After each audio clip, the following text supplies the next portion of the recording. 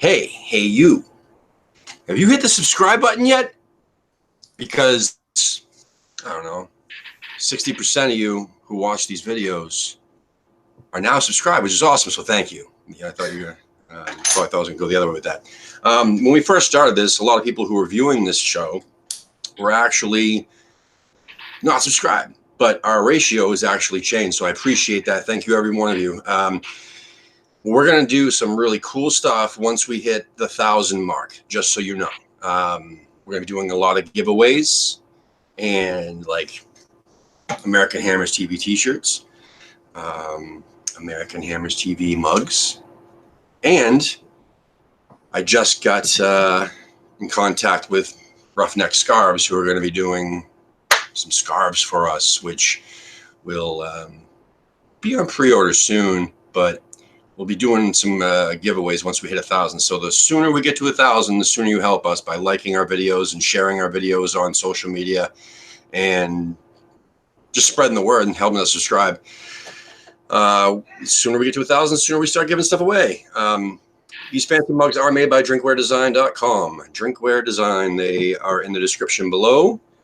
And yeah, please let us know if you like our new, we're testing out a few different things, and we have a new YouTube banner. You're going to notice that once Hangouts goes away, our videos will be different because we'll be using Skype, and we'll have a new background, and we're going to have some neon type look. And if you like it, let us know. I mean, I'm an 80s child, so I definitely love it, but it's not everyone's cup of tea. Just let us know what you think. Leave a comment. Find us on social media and let us know there. Pretty much we answer every message we get. So thanks a lot. Tonight, my co-host is Justin. I think this is the first time. Has this been the first time we've been together? Like just me and you? Yeah, man, it's the first time, which is wild since I reached out to you like maybe, I don't know, 4 months ago now, maybe 3 or 4 months ago. Yeah, I'm usually with Lee, but first time with you. Looking forward to it. That's awesome. I'm looking forward to it too, man. It was a nice change. Just having Lee on with Wayne last night, it was weird that, it was like they've been friends forever. They were talking last night. It was so smooth, and I don't think they've ever co-hosted before together. So that was kind of cool. Anyway, tonight's special guest is from Memphis. Found him on Twitter and asked him to be on the show. So thank you, Noah. Noah from Memphis. Thank you so much for coming on tonight, my man. No problem. Thank you guys for having me. I'm really glad to be here. Awesome, man. So how on earth did you become a hammer? Well, I grew up very into club soccer over in Europe. I was on a European vacation when I was a young kid. A bunch of people at our resort were watching a Manchester United, Real Madrid Champions League semifinal match, and I just got hooked. I mean, it was so exciting. All the people were so into it. Watching American sports, which I grew up very into, there was nothing really like it. And so I got into soccer. I really liked Man U. I grew up a big Ruud van Nistelrooy fan. But then I kind of grew away from the game a little bit. But then the 2010 World Cup, I really got back into it. I was doing a type of fantasy soccer after that, a fantasy Premier League type thing, and I needed to pick a club. And I remember seeing a West Ham game on the year before, and I was just like, I don't really like being the best team whenever I'm doing that type of thing. I don't like to be a fair weather type of fan. So I'm like, yeah, I'll choose West Ham. And then I enjoyed it, and then I just kind of started watching their games the next season. I think the first season I started supporting was the 2010 season. It was the Avram Grant debacle. Yep. So that was a pretty tough time to start, but it was an exciting season, even though it didn't go so well, and I just got kind of hooked. And then the championship season the next year was really, really exciting, especially going to Wembley for the playoff final. And then once we were back in the Premier League, things just really took off, and then the whole London Stadium thing. So it's been a really exciting 10 years. I haven't looked back whatsoever. But yeah, I just kind of started with a random, I was like, I need to pick a team for this thing. And then it just kind of went on from there, and I've been super happy with it. That's crazy, because like a few years before that is when I picked West Ham, or West Ham picked me, or however you want to say it. It was through there was many different reasons why I fell in love with them, but I wasn't 100% I didn't start watching the games religiously and becoming obsessed with them until midway through that Avram Grant season. So it was 2011. Yeah, it was. The end of that season, and I hear all these stories like Justin and all these other people who that were on the show as guests that say that either their first match they ever been to or how they got into West Ham, I mean, was a good time. I mean, they were misled by the the success, not success, but like the good times. And I like you. I mean, I started watching them when that year they got relegated. So it was a tough year. Even though there was a lot of hope in the second half of the season. I mean, Demba Ba came in and lit things on fire. But it was a disaster. And then going into the championship, it was so tough to watch them back then because you had to find these crazy streams and whatnot. Yeah. But then, I mean, the playoff final and going to Wembley made it all worth it. That was an unbelievable absolutely, man. That's my first real memory. Was I cherish that even though a lot of people back in London when they talk about that 2011-12 season, they say it really wasn't as much fun as you think because they were so up and down the table, but they were so close. No, they got to get played. But it was so frustrating. But at the same time, and even that match, that the playoff final, it looked like we were going to probably lose. Oh, yeah. Once Ince scored that goal to start the second half, it was really looking bad. But then they really got it back together. I mean, Nolan, that volley. Imagine if Nolan had scored that volley that went off the crossbar. That would have been unbelievable. But we still got it done. I mean, Vazte taking his shirt off. That's one of the best pictures out there still. And then, I mean, it's been a fun ride ever since in the Premier League. We haven't really looked back aside from a couple of years ago. It hasn't looked too worrying. And things are really only looking up from here.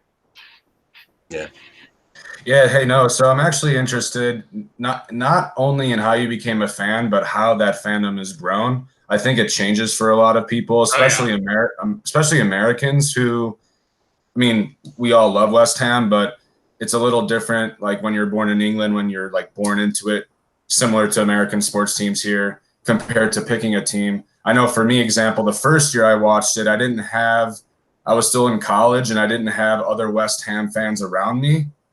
And once I moved back to Chicago and had that community, it motivated me to get up in the morning, So I'm interested in not only, I mean, you explained how you became a fan, but I'm interested in how that fandom grew, changed over time, if at all.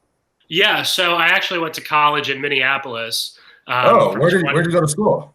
I went to the University of Minnesota. I went to McAllister in St. Paul. Oh, that's right down the road, like 3 miles away. Yeah, Twin Cities are great, man. Love it. Yeah, so I was actually there from 2013 to 2016, okay, cool. and I was going down to the bars downtown to watch every game possible. Which bars did you go to? In Memphis. I frequented the local mostly for the games that I went to, except for Liverpool games. I would go to Brits for all the Liverpool games. One of my best friends is a big Liverpool supporter, and that's a huge Liverpool bar. So I would go there for the Liverpool games. I remember watching the game. We won 3-1 against them. The Sacco Valencia Downing year. Watching there was like 5 other West Ham supporters there, and we all were going nuts. But yeah, so in Memphis, there aren't really any West Ham bars or anything. I've actually found a few people on Twitter recently, which is really cool. We're all going to try to meet up. But in Minneapolis, I was able to actually find some bars to go to. I would occasionally meet a random West Ham fan there, some people from England who would be able to tell me stories about them going. The main bar I went to is a big Everton and Arsenal bar, so I'd be able to talk to other people about their experiences and whatnot, especially over in England, because I've never actually been to a game over there, which I definitely need to do. But so, yeah, going to those types of bars and seeing a huge Arsenal crowd or seeing a huge Everton crowd really made me want to find a community similar to that. I've been to St. Louis and Dallas a lot. I've watched with the St. Louis Hammers and Dallas Hammers. And that's been a totally different experience from either watching at home or watching at a bar as the only West Ham supporter. And that's definitely spurred me to try to reach out to people around Memphis, in Memphis, around the whole South, if I'm ever out of town somewhere. But this kind of So yeah, I've definitely seen the community in America and really everywhere grow recently. Because Nashville's got a decent group too. So I mean, there's got to be other West Ham fans in the Memphis area. There's got to be. Yeah, and also I noticed Knoxville. Nashville and Knoxville have massive groups, which really surprised me. But I found about 5 or so other people in Memphis the last few weeks since I created the West Ham Memphis Twitter page. We're all going to try to meet up over the first few weeks of the season. I don't know if anywhere will open at 6:30 for the City game. We'll have to see. I might reach out to a couple people. And then I'll be in Vegas the second week for the big event. Cool. But then hopefully we'll be able to all get together after that, which will be really cool. So I think there are about 6 of us now. We're still looking for some more. But yeah, the Mississippi Hammer is very active on Twitter. He's in Starkville, which is only about 2.5 hours away. Yeah, there's a lot of people in Nashville, Alabama. I've definitely seen a lot of people around the South more recently, which is awesome. That's why we started, was to try to unearth all these fans. Lee was super. My original co-host was super, pessimistic in the beginning, thinking that this show's not going to have more than 20 subscribers. There's no West Ham fans here. Everybody's glory hunters, blah blah blah blah blah. And I'm like, but dude, look at us. I mean, there's got to be more, non-glory hunters in the country. This is like one of the large. I mean, it's massive, the amount of people that are here. It's just not everyone uses the same forms of social media as we're looking at. Like, there's people who can't stand Twitter. They will never touch Twitter, but then they'll be on Facebook. And then others, the younger kids or whatever, will be on Instagram only. You know what I mean? So it's just a matter of like unearthing these people. Sorry to cut you off, Justin. Go ahead, man. Oh, no worries. Because you were talking about not being able to find a bar. I would think it sort of spurred the question in my mind what the soccer scene in Memphis is like. Like, for example, in St. Louis. I know St. Louis is a massive soccer town, like big time, all the way back decades ago. My dad went to college near there, and he'd say all of these kids from St. Louis were just so good at soccer. So I'm wondering what I mean, I'm not saying Memphis is St. Louis, but does Memphis have a soccer scene? Because I have a feeling there have to be a couple soccer bars around there where like a Liverpool or an Arsenal or United group go to.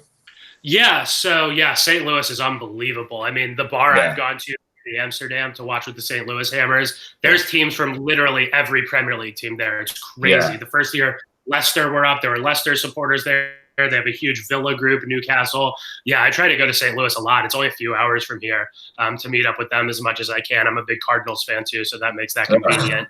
But yeah, there's a couple bars here that do kind of tend to open for soccer. It's tough to get them to get the West Ham games on. There's one downtown that's a big Arsenal bar. And then there's one in Midtown that's more of a Spurs Liverpool bar. So I think we're going to try to go to one of those two. They're actually this family is opening up this new place called Soccer City 901, which is the area code here. And it's going to be like a place. They're going to have some small training fields. They're going to have a bar for people to watch. Nice. And that's going to be a really, really cool establishment. It's going to kind of be an open area. So that's going to be really cool to check out once that opens. I think that's opening this fall. And then we actually just got a USL team here in Memphis, and that's been a really, really big success. Nice. So I think that's probably going to add a lot more support from people. There was a tiny team playing in like the 4th or 5th division of American soccer, playing out at a soccer complex here in the suburbs. But this team just started playing this year in the USL. They formed a good rivalry with Nashville, who's unfortunately going to the MLS. And they play downtown at the baseball stadium here. The supporters are really, really rowdy, just like a really good crowd. So I'm sure that'll get a lot more people into soccer, and I'm sure we'll be seeing a lot more people show up to bars and stuff in the morning to watch European games and whatnot. So this should be a really exciting season. For the first match, I mean, City should be an easy thing. I mean, you should be able to find a City supporters group in Memphis, right? I mean, they're massive. There's got to be they must have a bar of their own. That's a good point. That's a good point to look at. Look at the big clubs where their bars are and do the away days until you find your own. But the thing is, once you get 10 solid, this is what Wayne from Dallas always says. Yeah. And same with Kyle and Fresno and everybody else who have the big, larger groups, is that as soon as you get at least 10 on a regular basis, you can pitch that. If you get 20, then you're in. I mean, you can guarantee 20 people coming every morning. They want to take your money, man. Once you have 10 to 15 to 20 people, a bar is not going to turn you away. Or you say for sure. show up before. You know? Yeah, well, we're definitely going to try. Hopefully, that's a good point. I might reach out, see if I can find some Away sort days, of man. That's the city best. Memphis group. Yeah, no, it's a very good point. I'll definitely reach out to see if I can find some 6:30s an early task here, but I'm definitely going to try. Kevin from Columbus would do not only the away days with the Columbus E13, he'd bring his freaking bubble machine to annoy them. You know what I mean? He goes the whole 9 yards, man. I love that guy. That's awesome. Yeah. I got to get myself one of those. Yo, Tim, we've actually tried to do an away day because in Chicago, Spurs have their own bar. And we've tried. Oh, how could you do that? Well, we tried to go there. Take a shower. We've tried to go there. They actually would not let us come. They would not let us. Whoa. They won't even let What their is own that? supporters, dude. They What turn their own supporters away if there's if they have a club and then you have outside supporters. If there's the capacity is near full, they'll fucking turn them away. That's crazy. They're snotty little pricks. Yeah. Well, we're not asking this year. We're just going unannounced. Do it. Yeah, just absolutely. go storm the place. I'll video it. Please, man. I mean, oh God, the funniest thing was still to this day, I still, refer to it when I'm talking to people. I don't know how it keeps coming up, but that day that you ran around the friggin' street in your shorts, your undershorts, Hey, I'm a man of my word. That was funny. I said I was going to do it naked because I didn't ever think that I would actually have to do it. Once I had to do it, I didn't want to become a sex offender, so I had to stick with my boxer shorts. But Ray Borum, who is a guy from England, from Liverpool. Actually, he's from Dagenham, but he lives up in Liverpool now. He runs a Coyote Ugly in Liverpool. And he was asking if you want him to ask the owner of the Coyote Ugly in Memphis. Oh, yeah. That would be awesome. Yeah? Yeah, right on Beal, man. That's awesome. Yeah, just make sure you get some numbers. get at least 10. Yes. Get at least 10, please. And then, I'm doing my best. Absolutely. I found 5 in the last few weeks. I'm trying my best. No, that's awesome. I'm telling you, there's plenty more than that. Oh, yeah. But here's the thing. Even if you found, I don't know, say 20, I guarantee you, out of that ratio, I think maybe 10 you'd get on a regular basis because the other 10 would just, you'll find them, but they don't necessarily want to get out in that early in the morning. Or they just want to stay home and watch the game in the comfort of their own home. Some people are just like that. You know what I mean? Like, I'm one of those people sometimes where I'm 50-50. Mm-hmm. Yeah, I'll go, but I'm not driving too far. I got kids, I'm saying family. I'm not going to say, oh, shit, I'm going to leave you guys so I can drive 45 minutes into traffic in Boston just so I can watch a game at 7:30 in the morning. When we could be doing family stuff. Anyway. Exactly. Fortunately, in Memphis, nothing is really that far away. Well, no, exactly. That's perfect. But my point is that, and also, why don't you guys make a little, trip over to Knoxville or make a trip over to, we should definitely try hang out with them, team up for a weekend. You know what I mean? Yeah, once the season starts, I'm definitely going to try to get in touch with Nashville and try to get over there. I've been up to St. Louis a few times. That would be awesome. I know Brawley in St. Louis. He's really cool. We go up there a lot. Definitely try to get as many people involved as possible.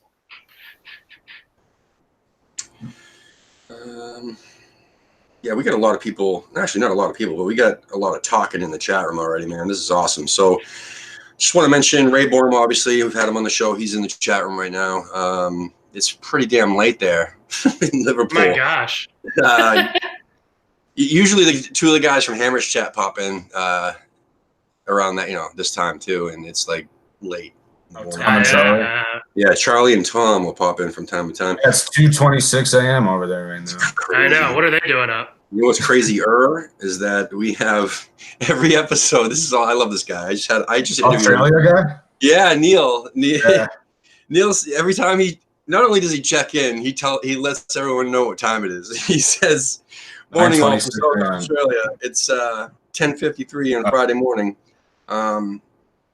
So that was back at so basically they're like 13 and a half hours where he's located. It's weird. Where is he in Australia again? South Australia, Adelaide, Melbourne. No, Tasmania. Not Tasmania, but near Tasmania. I know he's going to kill me for not remembering exactly. But yeah, so Gabe's in there as always, man. That kid's awesome, and literally kid. I mean, he's not even. I mean, I think he's like 16 years old. He's awesome. We've had him on the show too because, he watched every friggin' episode and mostly live, which is cool. Gaz is in here. I love Gaz. Gaz is our new boy. He's been doing some co-hosting for us, and he's doing some graphic work for us. Because now that we're going to be doing, once we lose Hangouts, we got to do Skype, so we got to use OBS, and he's designing the layouts for us, the overlays and stuff, which is really cool. And he's going to be doing a couple shows.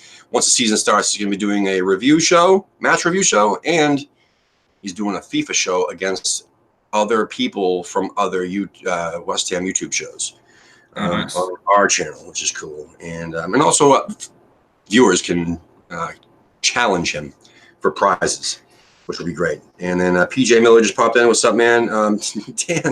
Dan Lawless's mom's awesome, and from West Ham Fan TV. She's in here. She says it's too hot to sleep in England right now. That's the reason why I know everyone's still awake.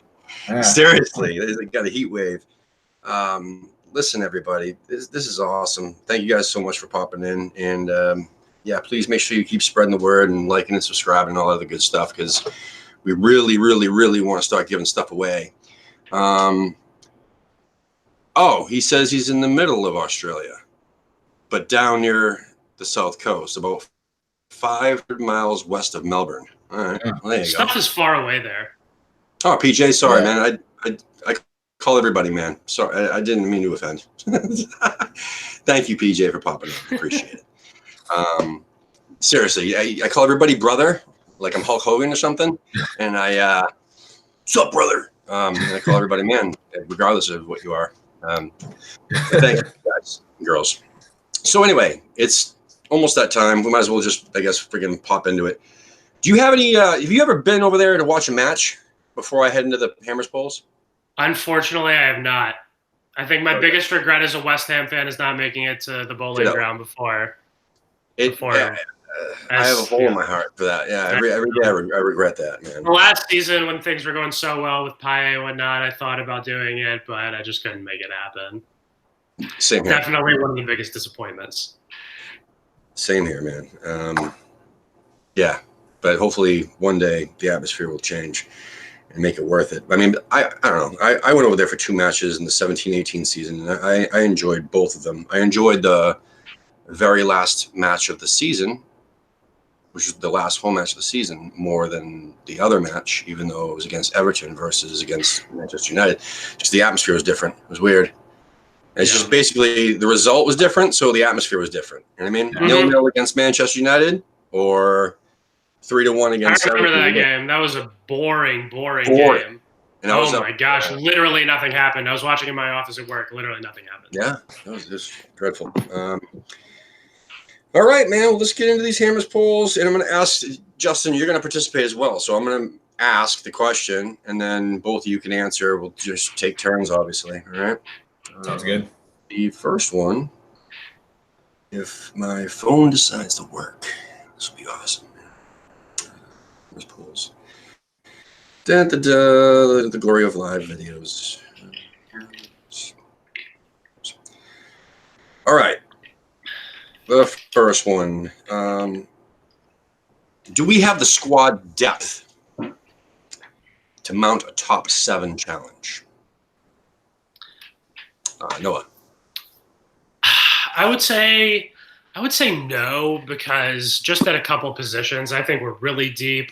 At positions we haven't been in the past. I think we've got a lot of options in terms of creativity in the number 10 role and outside on the wings. But if you look at a couple of positions like defensive midfield, if Rice gets hurt, we're in a ton of trouble. If Allaire gets hurt, we could be in a lot of trouble unless we bring in another forward or Antonio and Chicharito or some sort of revelation together up top.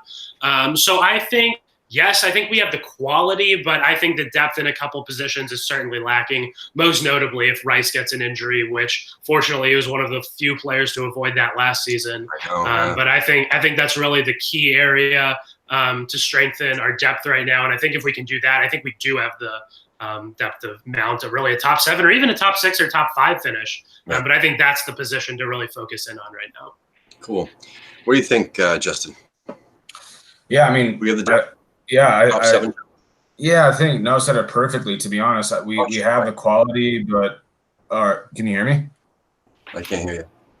Can't hear me at all. Am I deaf? No, you guys can't hear me at all. No, I can hear you, Justin. Okay. Okay. Wow. All right. Good. All right. Sweet. Sorry. It was just me. No. Yeah. I don't know what happened. Oh yeah. So I think Noah said it perfectly. That we have the quality for a top 7 challenge. I'm going to say no to the depth just because, again, I agree with everything Noah said. I think defensive mid and forward, we could probably use one more player in each position because if Rice does get hurt, we are pretty screwed. That's definitely a fact. Carlos Sanchez cannot be put in there, period. So I'm going to say to that question, no, but we're only 1 or 2 players away. You don't think Noble could possibly slide into that defensive midfield role at his age? Yeah, I think he could, but I don't think he could do it at a consistent level. I think Rice covers a lot of ground, and I don't think Noble has the legs to do it. He could do it for a set amount of games, but if Rice, let's say, God forbid, knock on wood, gets seriously hurt, doing it for an entire 25, 30 game season, I don't see Mark having the legs for that. And it would also be a shame because I think Mark is better served a little more forward up the pitch compared to a defensive midfield position. I agree with you. And my problem is that I don't think he's going to get the chance this season if the rest of the players in the team stay healthy.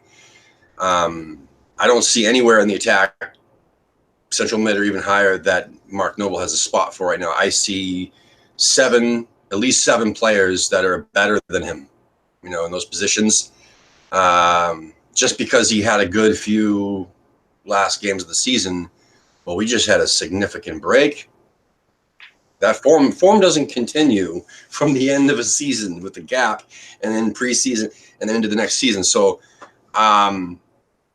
who knows what Mark Noble we're going to get. Yeah, maybe he's going to be fantastic. But I just don't know if there's a spot for him really, because if Wilshire's healthy, Wilshire gets that spot. A couple of comments on your Mark Noble point. So first of all, if everyone stays healthy and performs well, which assuming that's what would need to happen to keep Noble out of the team, then that means we're having a good season and we're winning. Correct. We're winning soccer games. And I think in segueing into my second point, I think everyone just needs to realize that, I'm not saying you guys don't realize it, but Mark Noble will always do whatever is best for this club. So if he needs to sit on the bench and we're winning football games, then he's going to be happy. We're going to be happy.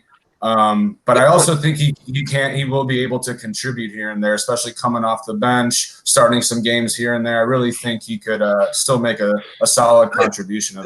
There's no way humanly possible. I mean, there is not, even in the Premier League last year as a total, like all 20 teams, there was not one single team that didn't have at least one injury. You know what I mean? Or at least 3 or 4 injuries, really. I mean, every team. Wolves not have one? I honestly don't remember Wolves having an injury. Well, because who knows? Could you even name their starting 11? Wolves? Not their 11. Yeah. I don't think they had any injuries. That's what I'm saying. It's like, I mean, we saw that they were doing well in the table. I mean, most people anyway. I mean, a lot of people don't even really recognize them as a whole. Like I couldn't even name their bench players right now. I mean, I could name about half of their starting 11, but I don't know. My point is that who knows if they had injuries or not, because nobody really. They're like one of those teams that just snuck in there and just did what they had to do, and no one really paid attention. And then they end up doing good. I'm like, holy shit. With all 4 teams kind of from 7th to 10th so even, I mean, the fact that they didn't really have any serious injuries and were essentially able to play the same 11 or 13 starting players the entire season, that's why they got that 7th spot over us, Watford, and Leicester. That's going to play a huge part. If we can stay healthy, I also think VAR might have a role in that. But yeah, Noble. I mean, if Noble's not getting in the team, that's only a good thing. He's obviously going to do whatever's best for the team.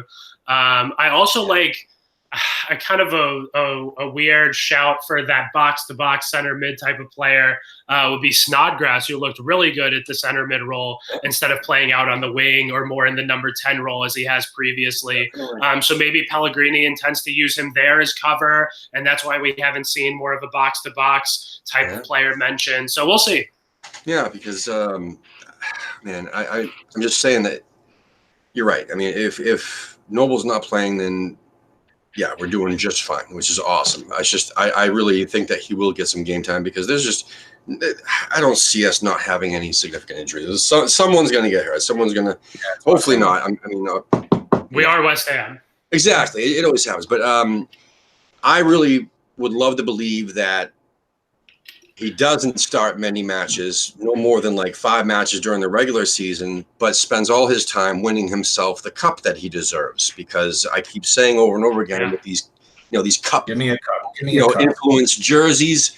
This year it's just the feelings in the air. Everybody looks like they're going to be healthy this year. I think that Wilshire's going to play, 30 games this season. I mean, I just really feel that this is the year for the cup, and that could be his guaranteed games, to help himself win win the cup that he deserves. Because the one thing holding him back from, automatic legend status, aside from the amount of games he's played is there. He's got the legend status. But my point is the thing that's preventing him from getting his own stand is the fact that he doesn't have a trophy. You know what I mean? Yeah. All right. Next question. How many goals do we think Allaire will score on his debut for West Ham against Fulham on Saturday? Oh, in the game. In the preseason game, yeah. So the answers are like 1, a brace, or a hat trick, or none. I'll go with one. I think he'll get one for himself. I think we'll see. Some players bring their quality out against a pretty weak Fulham side. I think we'll see some good service, a lot of really good work in and around the box, and I think he'll find a way to get a goal to make everybody happy on the trip across London. Yeah, I mean, for me, I don't know. It's a hard question to answer, but I'm gonna say 0, just because it's his first game. It's his first game. Usually, people are a little rusty, and if I'm wrong, then it's great. So it's a win-win. That's how I used to think. I used to say that all the time. Yeah. I always think the worst because it can only be better. You know what I mean? Yeah, I can only go up. All right, cool. That was easy. So I guess we have to find another question here. Oh boy. All right. So this was from 13 hours ago. Who should the Hammers sign as a priority? Now, I guess they're assuming that now that Obiang is officially gone, got some money in there now. So Llorente from Spurs, Sidibe, whatever, the Monaco right back, neither or both. I would say neither. I think Llorente is a nice shout as a backup striker, actually. I think he could come on late in games, with his height, kind of a more consistent Andy Carroll replacement who will be on the bench every game. He did a job at Spurs. He got some pretty important goals for them. But I think there's some better options we can go after. We don't really need a right back. I have a lot of high hopes for Fredericks this year. So I'm going to say neither. Okay. Does anyone know what Llorente's wages are around? I would assume a lot because Spurs, I would assume they were a lot at Spurs, but I think he's a free agent right now. I think his contract expired there. If I'm mistaken. Okay. Oh, so he'd be on a free. Yeah. Yeah, I mean, like I said, I think another forward would be great. Although I'm not really quite sure we need to have someone as high quality as Llorente. Not saying I would turn him away, but we have Chicharito. He's a really good backup striker. So I'm not really. I'm going to say neither as well. I definitely don't think we need a right back. If Fredericks doesn't work out, Zaba will provide a little consistency. But I'm really into Ben Johnson. I've said Ben Johnson every time I've hosted this show, so I'm confident in him. So I'm gonna say neither, just because don't think we need a right back, and I don't think we need to sign a forward and pay him that much. Although I'm not gonna say no to Lorente. I just think that maybe we can get someone a bit cheaper. Or I don't know. I'm gonna say neither. I say neither, only for the fact that I'm not too informed on Sidibe. I do feel that we could use a right back and then focus on pushing Ben Johnson to learning the position of left back, because he doesn't know the position of left back. I don't know why the hell he was over there, and he needs to learn that, because Fredericks is supposedly our future at right back. Let's let him learn. That's why Zabaleta's here. Let him teach him how to actually pass the fucking ball to his teammates, and then he can use that pace, that world-class pace, for some good, other than giving the ball away and running at people to defend them, but not actually defending them, just fouling them. Are you not a Fredericks fan, Tim? It's one of those things where I think he needs to learn fundamentals, which is really hard to teach a 26-year-old fundamental. He's made a lot of glaring mistakes. That's what I mean. Yeah. So, yes, exactly. I mean, look, his future is bright. He is like insanely fast, and he's got the right idea, but he's missing something in his brain about like simple fundamentals, and hopefully Zabaleta will teach him. Anyway, and to the other thing that was on that thing, I'm not even mentioning it because I despise anything having to do with Spuds. So I'm not ever going to say that word. I hate it. Fucking hearing you guys say it makes me cringe. But anyway, so no to the other thing. So I'd say neither. Yeah, why not? All right, we do have time. We still have some time. So I'll ask you guys the question, actually. According to Sam Ingersoll, who we're trying to get on the show sometime, a likely replacement for Obiang could be Reece Oxford. With just over 2 weeks to go until the big kickoff and no interest from other clubs, could the 6'3" teenager do a job in the midfield for the Hammers? Yes or no? I really think he could. I think he could. I mean, he's really shown the potential there. I think he's got the physicality to do it. Hopefully he can get his mind right under Pellegrini, and Pellegrini can really get him to do a job there, because, I mean, right now anything in the club is better than Carlos Sanchez, and Oxford has proven he can do the job. I mean, that game against Arsenal was one of the best performances we've seen. I don't know where that's gone since then, but I think he certainly could, especially with the management we have at the club now.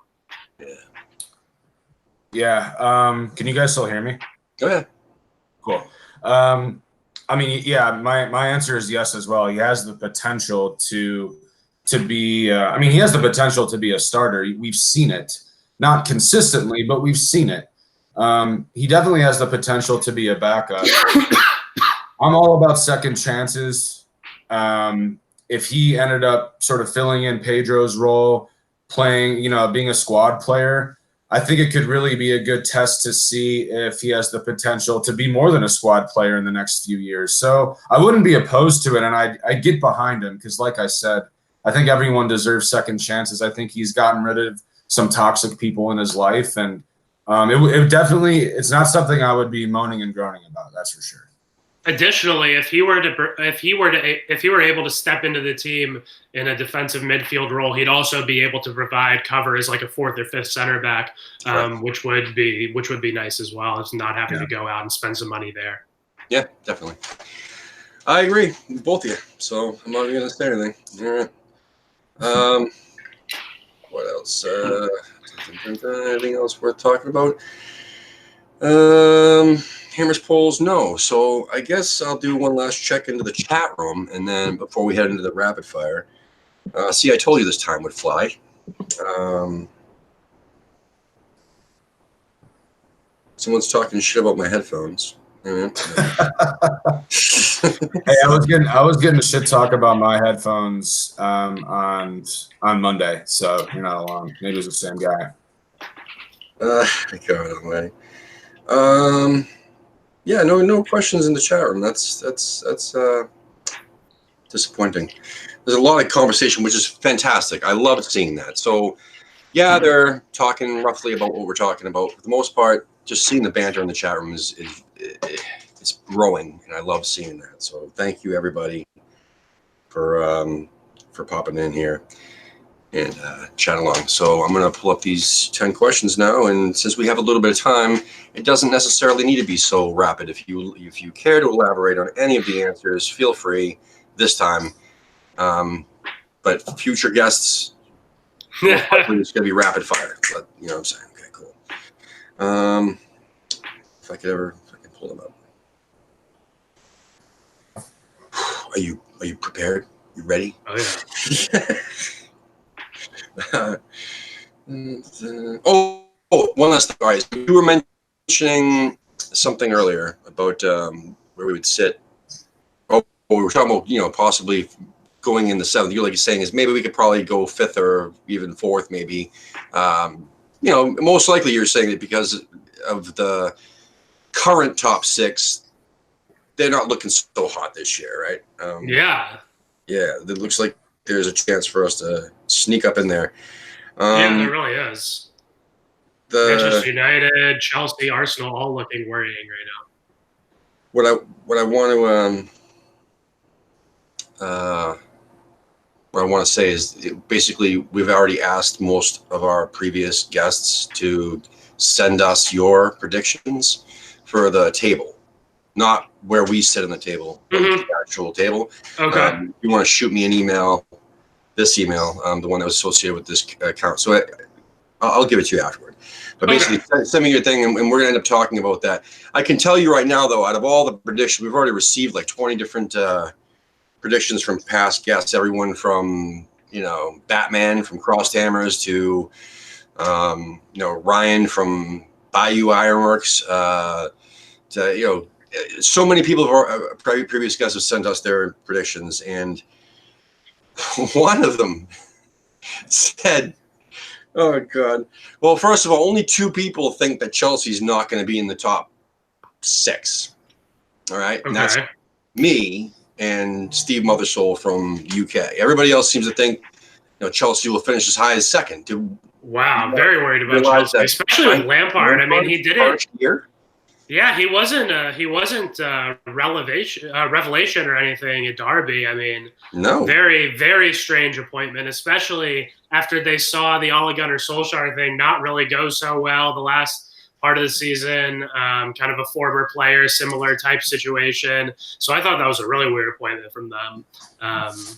Coming into to not talk about Chelsea so much, I actually disagree and think that it's an appointment that makes complete sense. They're on a transfer ban. If shit does hit the fan with that club, he's probably the one. Frank Lampard is the one man in the universe that can manage that club, get into a bit of trouble, and to have the fans not go completely crazy. I think because he's a club legend, he will get a year sort of free pass. Of course, if they're like hovering around the relegation zone at Christmas, I'm not saying that Chelsea fans would accept that, but if they're sort of 7th, 8th, 9th, I think you're just sort of going to get a little leeway from the fans, especially with Lampard. No, I mean that's where I really think that they'll sit 8th or 9th or something like that, which is still top half. I'm not saying they get relegated. I mean, they have too much talent for that, but they also don't have Hazard this season, man. That's crazy. And then I mean, he bailed them out of so many games. Yes. Oh yeah. Exactly. And I'm not saying they don't have talent. It's just it's going to be weird this year to get them, playing together and beating the top teams. I don't know, like a team like Wolves. I can see a team like Wolves beating them. You know what I mean? Yeah. I can see us beating them. So anyway, all right, here's the questions. Meat pie or apple pie? Apple pie all day. Right on. Who's your favorite current West Ham player? I'm gonna say Yarmolenko. I've really liked him. I liked watching him back in Ukraine for Dynamo Kiev. He's really awesome with his left foot. He scored some wonder goals throughout his day. He scored that awesome goal for Dortmund in the Champions League at Spurs with his left foot, which was awesome. He didn't really get a fair chance last year. He was just hitting his stride once he got hurt. I'm super excited for him this year. He was who I was looking forward to most last year. So super excited to see him healthy and get a go at it this year. Awesome. Who frustrates you the most in the current squad? It's got to be Antonio. He has so much talent and physical ability. If he could just channel that all and keep himself a little under control and not send balls flying into row Z in the stands, it would just be so nice. Yeah, that'll never happen, man. Yeah. Oh, Jesus, he's too old for that shit. That's why I was like, listen, at his age, this is the year we should have sold him, man. With the amount of class that we're bringing in, the amount of class, we're not looking for, popularity. It's not a popularity contest, man. It's not like the guy who is always joking around in the training room. Okay, wow, great. Okay, well, we just hire a fucking comedian for that. But the main thing is that the guy is so inconsistent. He's old in terms of football. He's a fucking dinosaur. Well, get as much money as you can now, because next year you won't. Anyway. Yeah. Also, if Masuaku could learn to defend, that would help. You're right, but because he's got so much going forward. He offers so much as a fullback going forward. If he could just learn how to defend, it would be a game changer. Yeah. I know. I agree with you. I can't. I love Masuaku. I'd love to defend him, but I can't. In that spot right there. You got me on that one. All right. FA Cup or top 6 finish? If you have the choice. I'm gonna go FA Cup. Gets you a European spot, gets you a trophy. Nothing really can go wrong with there. Top 4, I might have a different answer. What about West Ham do you love? It's got to be the supporters. I mean, the community over here, listening to the games. Watching the games on TV. Watching our away games, I can hear our supporters over the home supporters. It's unbelievable watching those games. And then on Twitter, our fans are as passionate as any I've seen out there. Growing the support over here in America, the UK supporters, everybody is just an awesome community. Definitely. So what about West Ham do you hate? That's got to be the lack of trophies recently. Got to be the lack of trophies. Once that changes, everything's going to be golden. What sound makes you happy? Got to be the sound of blowing bubbles. Yeah, man. Right on. We hear everything from the crowd on the last-minute winner. You know what I mean? There you go. Or bubbles. Bubbles comes up a lot. That's a good one. Yeah. Or just, there's nothing like it when it pops on. Yeah. Waking up on a Saturday, Sunday morning, hearing the bubbles going before the game. Really lets you know the weekend's there. That'll get your blood pumping, that's for sure. Oh, yeah. What's your favorite curse word? Oh, yeah. It's got to be fuck. It's got to be fuck. What do you get over here? Are there a lot of British ones? You get a lot of British ones? Bollocks. We got... I'm not British enough for that. Twat, because it's different if you say, like over there, if you say twat, it's different than you say, the same word the other way here. Yeah, no one says twat here. My fiance's father is from New Zealand, so he's a lot of the British type stuff, a lot of that lingo. C word. That's another one that is more okay over there than it is over here. Yeah. It's like jailable offense over here. It's the wrong person. Yeah. But yeah, no, my favorite one so far that someone said was bollocks. Or actually, no, someone said noncy ponce. Noncy you call someone a nonce, you saw call someone a ponce, which mean two different things, but if you call someone a noncy ponce. That's a new one. I got to break that out. So what team do you love to beat? It's got to be Spurs. There's nothing like beating Spurs. I don't really know too many Spurs fans, Liverpool, I kind of grew up hating the most. And one of my best friends is a Liverpool supporter, so it doesn't really get any better than that. But lately, it's got to be Spurs. Oh, yeah. What about you, Justin? I don't think I ever asked you this one. Team I hate or team I love beating the most? Yeah.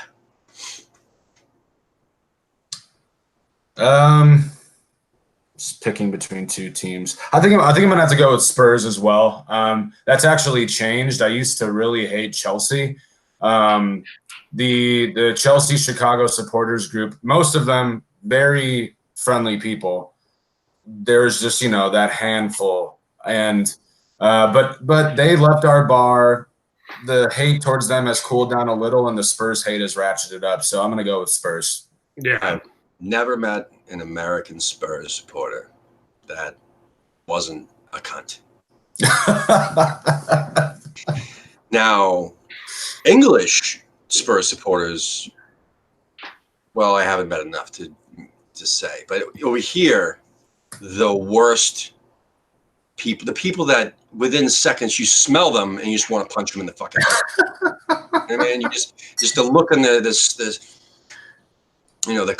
fucking I'm better than everything and everyone. You're fucking I just want to smash them. Anyway, a couple horrible Spurs stories. I watched that opening match of the 15 season where he's played Spurs on the first day at the Bowling Ground, and they got a red card for handball. Noble missed the penalty, and then we get a red card, and then they score a stoppage time winner in the 90-something minute. And I was with the St. Louis Hammers, and they watch at a pretty heavy Spurs bar, so that was a huge disaster. And then we were playing a 6 a.m. game one time against Spurs a few years ago. I think it was that same season. And Kane had that, or we were up 2-1 in like the 80-some minute, and then Kane scored that penalty that Adrian saved, and then Kane put it back in, and it was like 6 a.m. I got up to go downtown to watch the game. They opened early for me, and I just went home and got under the covers and didn't leave for the rest of the day. It was so miserable. But we've had some good times against them recently. So Bale used to do that shit to us too. Like, we'd be up like 1-0 or something like that, and then Bale would just bang 2. Oh yeah, but he would do that against everybody at least. True. I mean, he would just take the ball and do some unbelievable things. Oh yeah. Name a player, past or present day, that epitomizes West Ham. It's gotta be Mark Noble or Carlos Tevez. I mean, there's nobody like Carlos Tevez. Growing the first few years of being a West Ham supporter, I kind of looked up to him because he was still playing around Europe. And I was like, oh, he played for West Ham. He saved us in that amazing season and everything. The fans still kind of rallied around him and everything. There's still a Carlos Tevez song. So I would say Mark Noble or Carlos Tevez. I think, it's usually the obvious, the Bobby Moore, the Billy Bonds, or we've heard Trevor Brooking. DiCanio came to mind too. DiCanio's popped up before. Scott Parker. But he went to Spurs, so you can't really forgive him for that. Correct. It's just the few years that he was with us, I mean, he was the style, the everything, the 100%. When he played wearing this badge, he was West Ham. You know what I mean? Yeah. Wasn't my pick. My pick was James Tompkins. Just kidding. It's just my personal favorite player. What the fuck is he? He's right here. He's with me all the time. I love James Tompkins, man. He was my favorite player. Tonks. Fuck sucks. Miss that guy. Me too. If you could go back in a time machine, anywhere in the world, to do something West Ham related, to see something West Ham related, when and where would it be? I would go back to the final game at the Bowling Ground. That looked unbelievable. Yeah. The pageantry around that game, everybody back there, plus the game itself being absolutely unreal. I mean, how could you? It would be tough to pick anything else. That was unbelievable. I would say yes and no, man, because a lot of people say that, but I don't think I could handle. It'd be very emotional. Once the lights go out or whatever, when Bobby Moore shut the lights off, the video of him. Basically, just that moment that the match is over and everybody realizes, fuck, we won. That's so exciting. But whoa, that's it. We'll never watch a match here again. That I don't know if I can handle that, man. Yeah, it'd be tough. I mean, it would be a surreal experience. Yeah. Let's check in the chat room real good. We still have a few minutes. See if anybody's still with us, or we'll be bored everyone to sleep. Just kidding. So Scott Davis is in the chat room. What's going on, brother? Jim Stebbins says drink because I said Tompkins. And Ken McGuire. What's up, Ken? Still want to get you on the show, dude. That's Lee's good friend. Blah.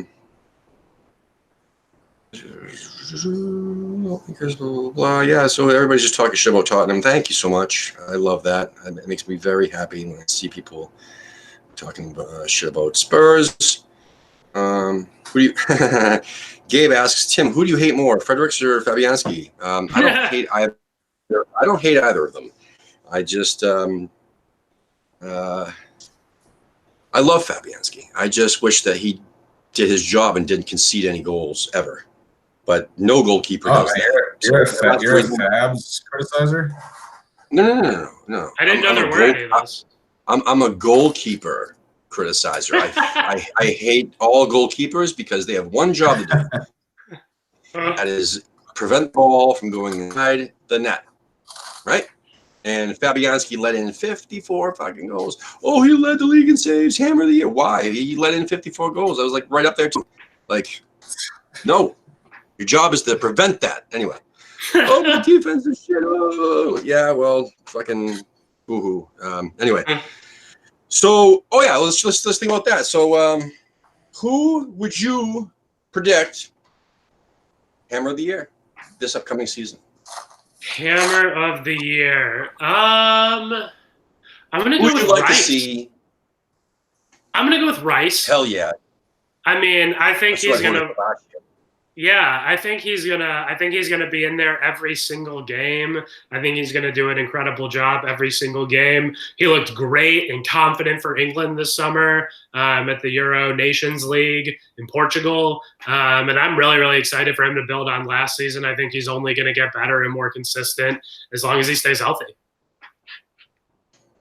Who would you like to see, Justin? Who would I like to see, or who do I think is going to be? There you go. We should either. Are they two different people? Yeah, I actually think because we've had a trend. The last few Hammer of the Years have been players in their first year with the club. Mm-hmm. I think that's gonna continue. I think Haller is gonna be the Hammer of the Year. I predict him to get like 14 goals, maybe like 6 or 7 assists. I think that'll get Hammer of the Year. Who I'd like to see is Felipe, because I think he has so much potential, and I think he's going to have another good season.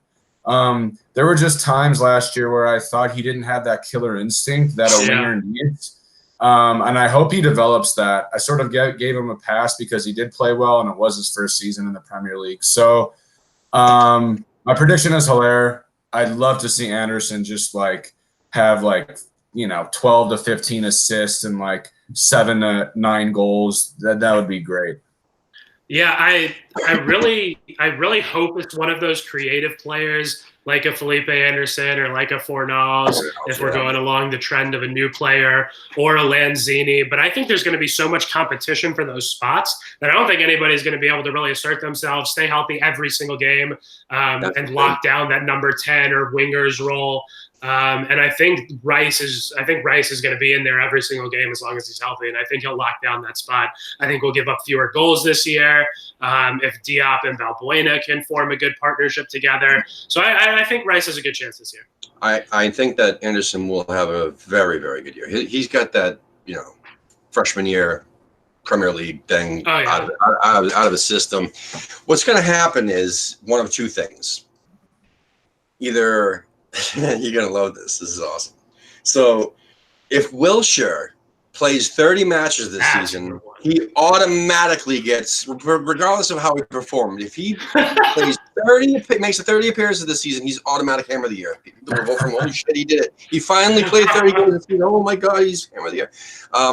Or the second thing that could happen is Roberto is going to win Hammer of the Year because Fabianski is going to be our key injury in like first, second game of the season. Roberto is going to step in and he's going to save almost every fucking goal like he's supposed to do because he's Roberto. Viva Roberto. He's had a good preseason. I think he's been okay. Yeah, he's been all right, man. He's been all right. Yeah. I'm just fucking with people because people know I was talking shit about Fabianski all last season, saying he's not Hammer of the Year. There shouldn't be a goalkeeper. It should be Declan. Someone. I don't know. I thought Declan deserved it last year. Wilshere's a great shout, though. Yeah, I think that'll happen. He's looked awesome in preseason. Yes, exactly. And I really just feel that this is the year that he's gonna, play probably 30 matches. So. I think, we're all right.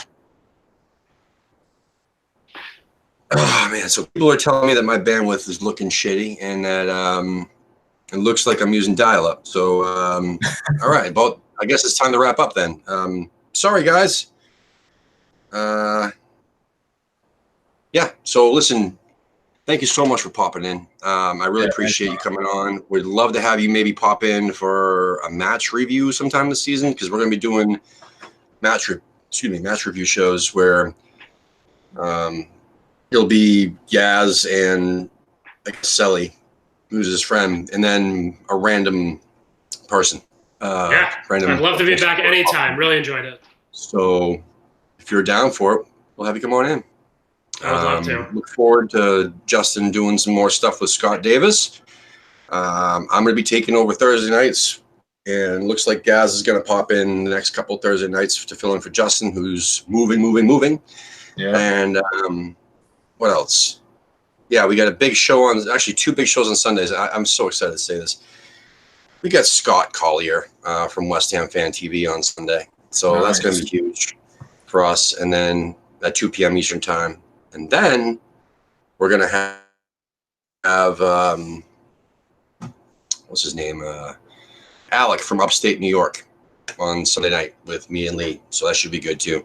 So those are the next couple shows. Thank you so much for watching. Please like, share, subscribe, all that good stuff. We really want to give away some stuff. So, we'll talk to you off the air, guys. But come on, you Irons.